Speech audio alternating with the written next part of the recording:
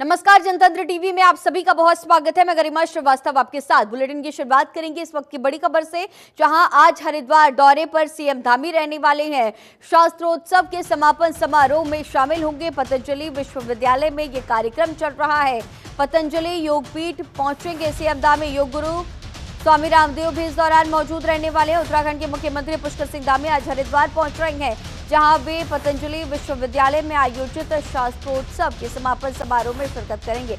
इस आयोजन में देश भर के संस्कृत संस्थानों के छात्र और विद्वान शामिल हो रहे हैं। सीएम धामी दोपहर 1 बजे पतंजलि योगपीठ पहुंचेंगे, जहां योग गुरु स्वामी रामदेव की उपस्थिति भी रहेगी। उनके दौरे को लेकर सुरक्षा व्यवस्थाएं कड़ी की गई हैं। समापन समारोह में संस्कृत विद्वानों के साथ भारतीय ज्ञान परंपरा के संरक्षण पर चर्चा होगी।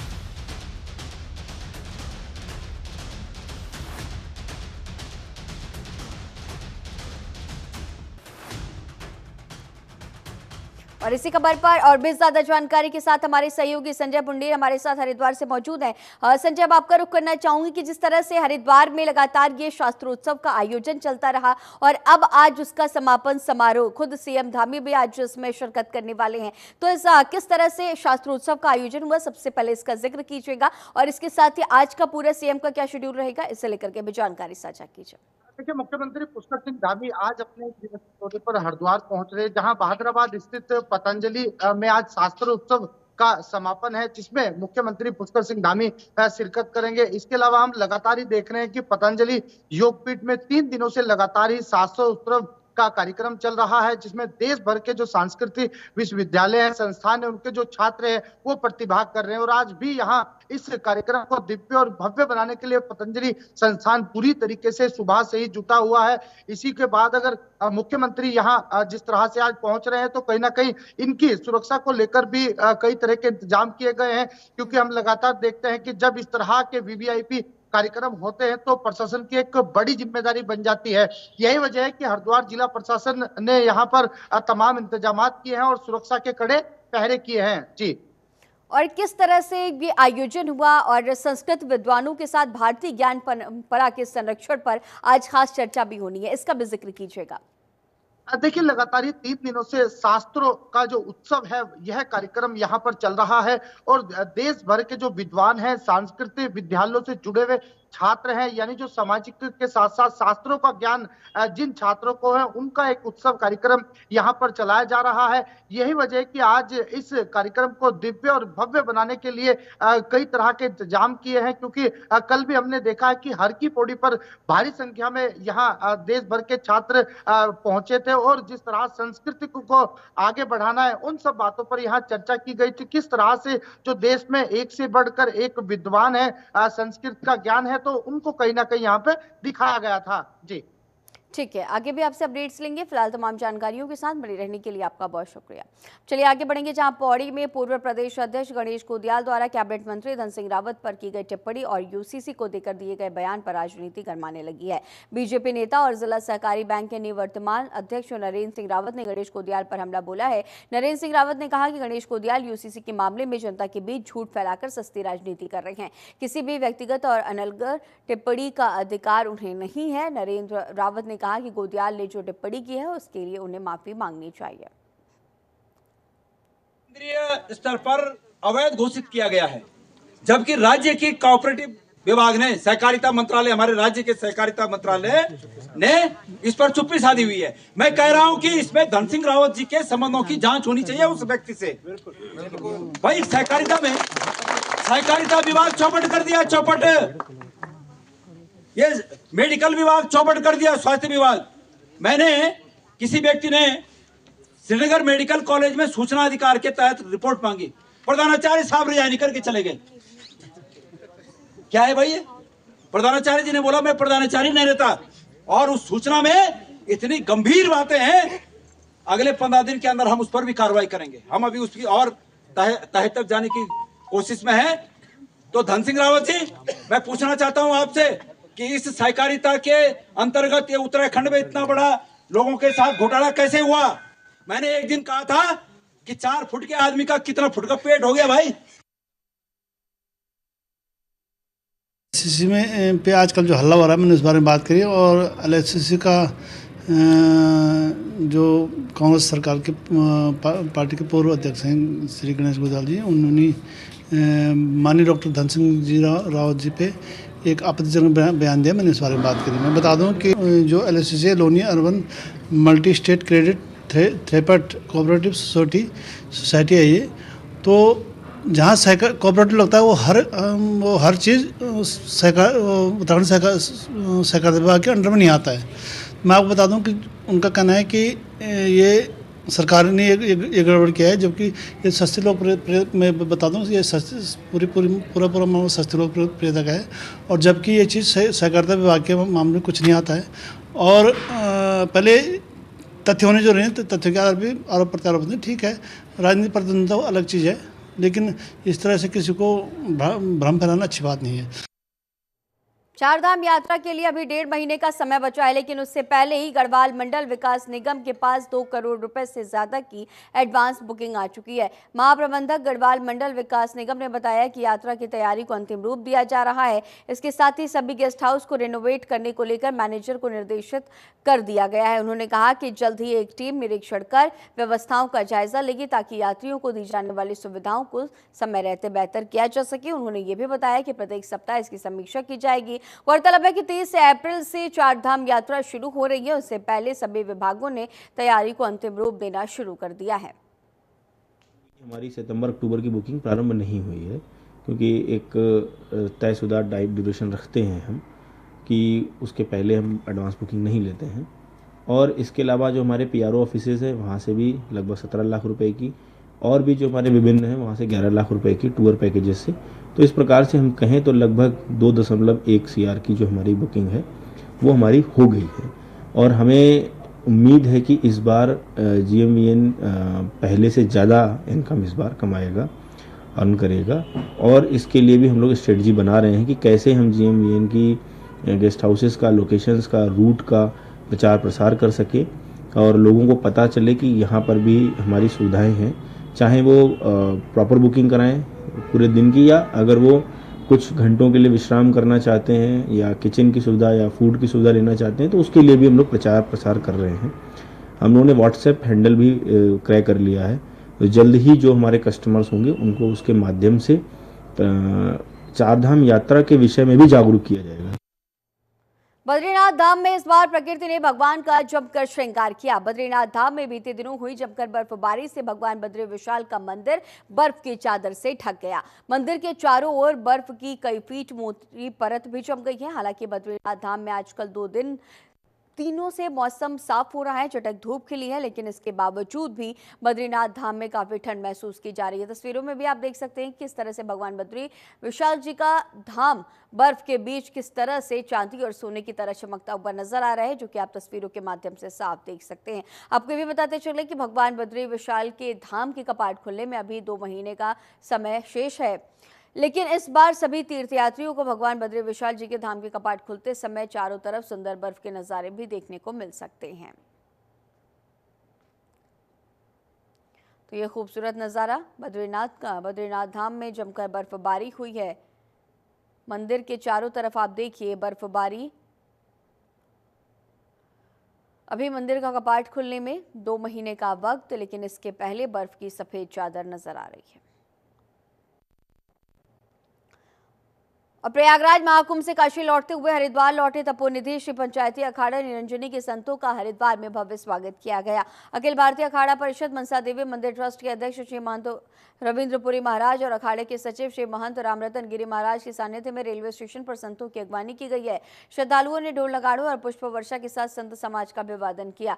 श्री महंत रविंद्रपुरी महाराज ने कहा कि प्रयागराज में 3 महीने के महाकुंभ में भाग लेने के बाद हमारी परंपरा के अनुसार काशी जाकर होली और अब हरिद्वार लौट आए हैं। और उन्होंने ये भी आगे बताया कि 2027 हरिद्वार में होने वाले अर्धकुंभ को महाकुंभ की तर्ज पर भव्य रूप दिया जाएगा, जिससे इसकी आध्यात्मिक और सांस्कृतिक भव्यता और अधिक बढ़ेगी। रेलवे स्टेशन से संतों की भव्य शोभा यात्रा शिव मूर्ति और तुलसी चौक होते हुए अखाड़े तक पहुंचे, जहां पारंपरिक विधियों से पूजन और स्वागत समारोह आयोजित किया गया।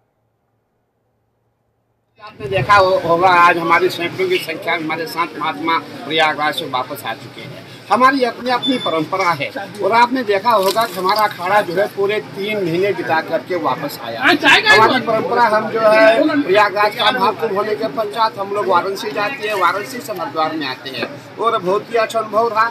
और हमने ऐसा कुंभ शायद पहली बार देखा होगा जो इतना दिव्य भव्य कुंभ था। और अब हमारा प्रयास है जो आने वाला 2027 है उसमें हरिद्वार का अर्धकुंभ है जिसको कुंभ का नाम दिया गया है, उसके लिए भी कार्य शुरू किया जाए। क्योंकि हमारी मुख्यमंत्री जी से वार्ता हुई थी, मुझे मुख्यमंत्री जी ने कहा था कि जो 2027 का अर्धकुंभ है उसको कुंभ का नाम दिया जाएगा और जितने संत महात्मा पूरे हिंदुस्तान में है सबको बुलाया जाएगा। और कुंभ, क्योंकि आपने देखा होगा 2021 में जो हमारा कोरोना काल था उसमें कुंभ हो नहीं पाया था, इसीलिए सरकार का प्रयास है 2027 में आने वाला जो हमारा अर्धकुंभ है उसको कुंभ का नाम दिया जाए और हरिद्वार का कुंभ भी बहुत दिव्य और भव्य रूप से किया जाए। अब हमारी यही प्राथमिकता होगी।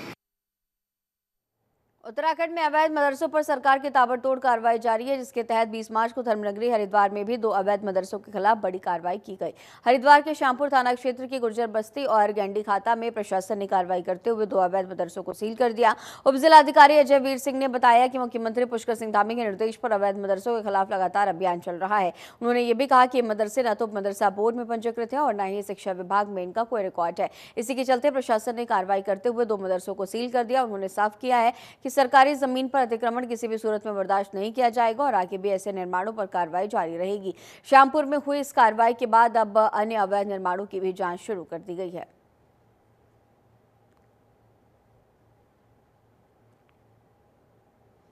तो बिना अनुमति संचालित ये मदरसे किए जा रहे थे, जिसके बाद अब इन पर सख्त कार्रवाई। और चलिए आगे बढ़ेंगे, जहां भारतीय जनता पार्टी के जिला अध्यक्ष बनने के बाद पहली बार जिला मुख्यालय पहुंचे बीजेपी अध्यक्ष गजपाल बरकहाल का भारतीय जनता पार्टी के कार्यकर्ताओं ने जमकर स्वागत किया। बीजेपी जिला अध्यक्ष के अभिनंदन में गोपेश्वर में बीजेपी कार्यकर्ताओं ने अभिनंदन रैली निकाली। ढोल बाजों के साथ ये रैली निकाली गई है, जिसमें जिला अध्यक्ष का फूल मालाओं से जमकर स्वागत किया गया। जिला मुख्यालय पहुंचने पर बीजेपी जिला अध्यक्ष ने सबसे पहले गोपीनाथ मंदिर में जाकर के पूजा अर्चना की और इसके बाद बीजेपी जिला कार्यालय में पहुंचकर विधिवत कार्यभार संभाला। इसके बाद बीजेपी कार्यकर्ताओं से बैठक कर संवाद किए। उन्होंने सभी नए पुराने कार्यकर्ताओं से आह्वान किया कि वो एकजुट होकर भारतीय जनता पार्टी की मजबूती के लिए काम करेंगे।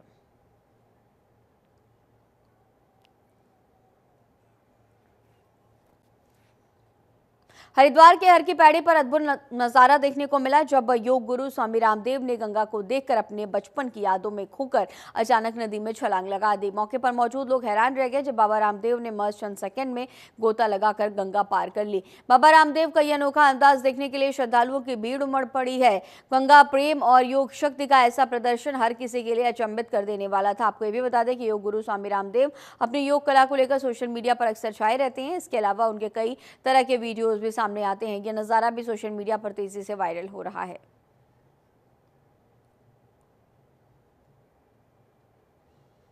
हरिद्वार के सिडकुल क्षेत्र में बीएचईएल की भूमि पर अवैध खनन कर रहे लोगों को रोकने गई टीम पर हमले का सनसनीखेज मामला सामने आया। सुरक्षा गार्डों के साथ पहुंची बीएचईएल सर्विलांस टीम पर आरोपियों ने हमला कर दिया, जिसके बाद सिडकुल थाने में एक नामजद और 2 अज्ञात लोगों के खिलाफ मुकदमा दर्ज कर लिया गया है। सोशल मीडिया पर वायरल हो रहे घटने के वीडियो से पुलिस आरोपियों की पहचान में जुटी हुई है। बीएचईएल प्रशासन की शिकायतों के बावजूद जिला प्रशासन की निष्क्रियता पर तमाम सवाल खड़े हो रहे हैं। कई लोग अवैध रूप से खनन कर ट्रैक्टर ट्रॉलियों में सामग्री भरते हुए मिले। रोकने पर हमलावरों ने टीम पर हमला कर दिया है और मौके से फरार हो गए। पुलिस मामले की जांच पड़ताल में जुटी है और जल्द ही आरोपियों की गिरफ्तारी हो सकती है। बीएचईएल की जो गेंट्री 4 के पास में मिट्टी का अवैध खनन की शिकायत बीएचईएल प्रशासन को मिली थी। इस संबंध में बीएचईएल के प्रशासन में वहां पर तैनात सिक्योरिटी गार्ड द्वारा उनको रोकने की कोशिश की गई, जिसमें कुछ ट्रैक्टरों द्वारा एक व्यक्ति को चढ़ाने का वीडियो जो वायरल हो रहा है। उसके बाद बीएचईएल के प्रशासकों द्वारा उसमें पेनल्टी लगा के उससे 6000 से ऊपर का जुर्माना भी वसूला गया। आज ये वीडियो काफी तेजी से वायरल हुआ, जिसमें तत्काल पुलिस ने संज्ञान में लिया और बीएचईएल के जो संपन्नता प्रबंधक है उनको पुलिस के द्वारा बुला के उनसे इस संबंध में एक तहरीर ली गई, जिसमें 3 लोगों के विरुद्ध में अभियोग पंजीकृत किया गया है। तीनों ही ट्रैक्टर ट्रॉली को पुलिस के द्वारा कब्जे में ले लिया जा चुका है और जो लोग भी इसमें शामिल है उनके खिलाफ सख्त कार्रवाई की जाएगी। रुद्रप्रयाग में गोलतीर के पास एक व्यक्ति खाई में गिर गया। सूचना मिलते ही एसडीआरएफ की रेस्क्यू टीम ने मौके पर पहुंचकर खाई में गिरे व्यक्ति को नदी से घायल अवस्था में सुरक्षित बाहर निकाला। रेस्क्यू टीम ने घायल को स्ट्रेचर के माध्यम से रोड हेड तक पहुंचाया। इसके बाद एम्बुलेंस अस्पताल में भिजवाया गया। उत्तराखंड सरकार के अपर सचिव नितिका खंडेलवाल ने हरिद्वार जिले के नारसन ब्लॉक का स्थलीय निरीक्षण किया। इस दौरान उन्होंने पेयजल, सड़क, राष्ट्रीय आजीविका मिशन और ग्रामोत्थान परियोजना के अंतर्गत संचालित विभिन्न आजीविका गतिविधियों का गहन मूल्यांकन किया। निरीक्षण के पहले चरण में वे निजामपुर गांव पहुंचे, जहां उन्होंने संबंधित से पेयजल संबंधित समस्याओं पर चर्चा की और मौके पर ही संबंधित अधिकारियों को निर्देश दिए कि इन समस्याओं का शीघ्र समाधान सुनिश्चित किया जाए, ताकि हर परिवार को स्वच्छ और पर्याप्त जल उपलब्ध हो सके। नितिका खंडेलवाल ने महिलाओं को प्रोत्साहित करते हुए कहा कि ये पहल ग्रामीण महिलाओं के लिए एक मिसाल बनेगी और पारंपरिक खेती से हटकर फूलों की खेती जैसे नवाचार आजीविका के नए द्वार खुलेंगे। जानते हैं कि शासन से निर्देश माननीय मुख्यमंत्री जी के स्तर पे आए थे कि सभी अपर सचिव जो शासन में हैं वो सबको ब्लॉक आवंटन हुए थे और मुख्य उद्देश्य ये था कि हमारी जितनी भी सरकारी योजनाएं हैं वो धरातल पे किस प्रकार से उतर रही हैं, क्या उन योजनाओं के क्रियान्वयन में कोई समस्या आ रही है, इसको जानने के लिए था। तो अभी जब मैं यहाँ पे फील्ड विजिट पे आई हूँ तो अभी निजामपुर गांव में हम लोगों ने वहाँ पे बैठक करी, वहाँ के गाँव वासियों के साथ थोड़ा यहाँ पे ब्लॉक नारसन का क्षेत्र भ्रमण किया। तो कुछ मुख्य चीजें सामने आई हैं कि लोग कुछ स्कीम से काफी खुश भी हैं, कुछ उन्होंने बेहतरी भी प्रस्तावित करी है। पेयजल की समस्या थोड़ी सी लोगों में ज्यादा है क्योंकि मेंटेनेंस का जो काम होता है वो ऑनगोइंग काम होता है, तो वो टाइम भी लेता है कि आज अगर कोई नल खराब हुआ है या कोई पाइपलाइन टूटी है तो उसको समय लगता है ठीक होने में। तो ये थोड़ा सा लोगों के विशेष हो रहा है। दूसरा, लोगों से जब मेरी बातचीत हुई तो क्या क्या उनको समस्याएं हैं और किस तरीके से वो डिजिटली आप अपने आप को अडॉप्ट कर रहे हैं, उसमें भी काफी चर्चा हुई। तो लोगों का ये सोचना है कि जैसे हम अपनी सरकार देखते हैं या जो प्रमाण पत्र बनते हैं या सीएम हेल्पलाइन पोर्टल होते हैं, उस पर भी अब पब्लिक जो है अपने ग्रीवेंसेस डाल रही है और उनको अच्छा निस्तारण मिल रहा है। नौगांव ब्लॉक के प्राथमिक विद्यालय दुर्बिल में शिक्षक की तैनाती को लेकर ग्रामीणों ने जिलाधिकारी उत्तरकाशी से मिलकर लिखित रूप से स्कूल की समस्या से अवगत कराया है, जिसमें मात्र एक शिक्षक के भरोसे 32 नौनिहालों का भविष्य चल रहा है, जबकि एक शिक्षक सरकारी दस्तावेजों और सरकारी कार्य भी संपन्न कराने होते हैं। इस कारण 32 छात्र छात्राओं की पढ़ाई भी बाधित हो रही है और आगामी नए शिक्षा सत्र में स्कूल में गाँव के ही 1 दर्जन से अधिक नए प्रवेश होने की संभावनाएं हैं, जिस कारण ग्रामीण एक शिक्षक की व्यवस्था से अपने बच्चों के भविष्य को लेकर काफी चिंतित हैं। ग्रामीणों ने जिलाधिकारी से एक अन्य शिक्षक उपलब्ध कराने की गुहार लगाई है। जय श्री राम। मैं महावीर कुमार माही, यमुनोत्री धाम प्राथमिक विद्यालय दुर्बिल में अतिरिक्त शिक्षक को की तैनाती के लिए जिलाधिकारी महोदय उत्तरकाशी से मुलाकात कर वहाँ की समस्या को डीएम उत्तरकाशी से रखा, जहाँ दुर्बिल गांव में प्राथमिक विद्यालय में 32 छात्र वर्तमान में अध्ययनरत हैं और मात्र एक शिक्षक के भरोसे उन 32 नौनिहालों का भविष्य अधर में है, उनका भविष्य। नमस्कार, मैं ग्राम सभा दुर्बिल से केशव पंवार। जैसा कि हमारे ग्राम सभा दुर्बिल में राजकीय प्राथमिक विद्यालय दुर्बिल, जिसमें 32 छात्र शिक्षा ग्रहण करते हैं और उन छात्रों को पढ़ाने के लिए 2 से 3 शिक्षक की आवश्यकता है और उन छात्रों को सिर्फ एकल शिक्षक ही शिक्षा ग्रहण करवाता है। मैं शिक्षाधिकारी से यही अनुरोध करूंगा कि आप ग्राम सभा दुर्बिल में ग्रामीणों की समस्या, बच्चों की समस्या को देखकर जल्द से जल्द राजकीय प्राथमिक विद्यालय दुर्बिल में 2 से 3 शिक्षक की नियुक्ति। चलिए आगे बढ़ेंगे, जहां पुलिस अधीक्षक नगर पंकज कुमार गहरोला ने थाना श्यामपुर का वार्षिक निरीक्षण किया और आवश्यक दिशा निर्देश जारी किए हैं। उन्होंने थाना कार्यालय, भोजनालय, बैरक और आपदा प्रबंधन उपकरणों का बारीकी से निरीक्षण कर सफाई, सुरक्षा और रिकॉर्ड रखरखाव को दुरुस्त रखने के निर्देश दिए हैं। एसपी सिटी ने साइबर क्राइम से बचाव को लेकर पुलिसकर्मियों को जनता को जागरूक करने के निर्देश दिए। साथ ही उन्होंने पुलिसकर्मियों की विभागीय और व्यक्तिगत समस्याओं को भी सुना है। खानपुर विधायक उमेश कुमार के कैंप कार्यालय में फायरिंग मामले में हरिद्वार पुलिस ने कार्रवाई करते हुए 2 और आरोपियों सुमित कुमार अबाना और रिजवान को गिरफ्तार कर लिया। इससे पहले मामले में 6 आरोपी जेल भेजे जा चुके हैं। गणतंत्र दिवस के दिन हुए इस सनसनीखेज हमले में चैंपियन और उनके समर्थकों पर फायरिंग का आरोप है। पुलिस की टीम बाकी आरोपियों की तलाश में जुटी हुई है। शादी का झांसा देकर दुष्कर्म और फिर शादी से इनकार के मामले में फरार आरोपी दीपक को हरिद्वार पुलिस ने करनाल से दबोच लिया है। मामला महिला थाना अंबाला में दर्ज था, जिसकी 0 एफआईआर हरिद्वार ट्रांसफर हुई थी। एसएसपी प्रमेंद्र सिंह डोभाल के निर्देश पर गठित टीम ने आरोपी के ठिकाने पर गुप्त दबिश देकर गिरफ्तारी की है। महिला अपराधों पर सख्त रुख अपनाते हुए हरिद्वार पुलिस ने तेजी से एक्शन लेकर परफॉर्मेंस साबित की। अल्मोड़ा जिले में सड़क दुर्घटनाओं की बढ़ती संख्या को ध्यान में रखते हुए परिवहन विभाग और पुलिस प्रशासन ने सघन चेकिंग अभियान शुरू किया। इन अभियानों के दौरान यातायात नियमों का उल्लंघन करने वाले वाहन चालकों पर सख्त कार्रवाई की जा रही है। परिवहन विभाग ने चेकिंग अभियान चलाया है, जिसमें ओवरलोडिंग, बिना हेलमेट, सीट बेल्ट न पहनने, शीशों में काले फिल्म लगाने जैसे उल्लंघनों पर वाहन चालकों के खिलाफ मोटर वाहन अधिनियम के तहत कार्रवाई की गई। पर्वतीय जनपदों में जो एक्सीडेंट हो रहे हैं बेसिकली उसके कई कारण हैं। उनमें एक कारण ओवरलोडिंग भी है। इसके अलावा सड़कों की स्थिति बहुत अच्छी चीज़ नहीं है, कई जगह पैराफिट नहीं है। कई बार जो है ये देखा जाता है कि शराब पी के लोग वाहन चलाते हैं।